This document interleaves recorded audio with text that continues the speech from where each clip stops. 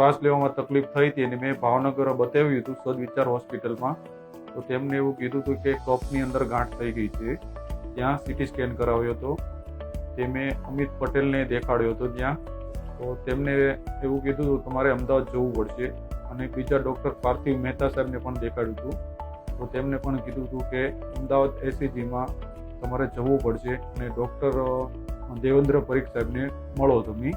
પછી અમે અમદાવાદ આવ્યા અને દેવેન્દ્ર સાહેબને મળ્યા એસીજીમાં. તો તેમને એવું કીધું છે કે તમારે સર્જરી કરવી પડશે. તો તેમને રોબોટ સર્જરી કરી અને સારું છે.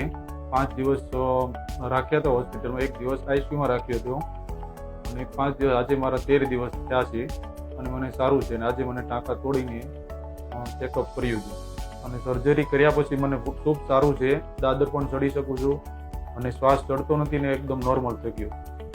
એસસીજી હોસ્પિટલની ફેસિલિટી સ્ટાફ પણ બહુ સારો છે અને ડૉક્ટરનું કામય સારું છે.